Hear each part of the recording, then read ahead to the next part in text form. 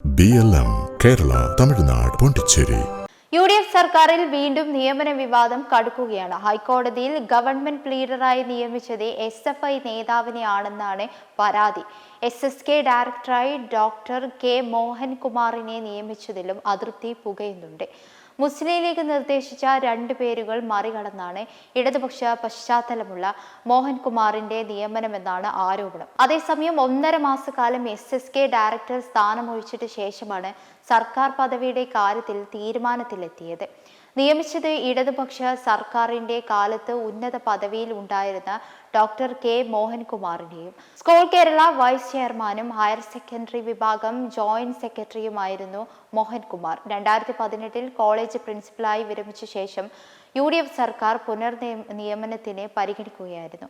എന്നാൽ ലീഗ് അധ്യാപക സംഘടനകൾ നിർദ്ദേശിച്ച 2 പേരുകളും പരിഗണിച്ചില്ല.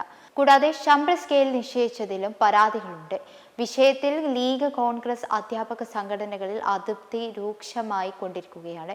അതേസമയം ഹൈക്കോടതി ഗവൺമെന്റ് പ്ലീഡർ നിയമനത്തിലും ഭിന്നാഭിപ്രായമുണ്ട്. തിരുവനന്തപുരം ലോ കോളേജിൽ SFIയുടെ സജീവ പ്രവർത്തകയായിരുന്ന ആളെ പ്ലീഡറാക്കി എന്നാണ് KSUവിന്റെ പരാതി. പ്ലീഡറായി കഴിഞ്ഞ ദിവസം സർക്കാർ നിയമിച്ച ജയോണ തോമസ് 2015 മുതൽ 2019 വരെ ലോ കോളേജിൽ SFIയുടെ സജീവ പ്രവർത്തകയായിരുന്നു എന്ന് ചൂണ്ടിക്കാട്ടിയാണ് പരാതി. ഇതിൽ KSU യൂണിറ്റ് കമ്മിറ്റി അധ്യക്ഷന്മാർ ഉൾപ്പെടെ ഒപ്പിട്ട പരാതിയാണ് മുഖ്യമന്ത്രിക്ക് നൽകുന്നത്.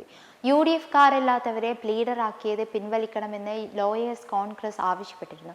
ലോ കോളേജിലെ മുൻ വിദ്യാർത്ഥിയായിരുന്ന അബിൻ വർക്കി MLA അടക്കം പരാതിക്കാരിൽ ഉൾപ്പെടുന്നു എന്നാണ് വിവരം.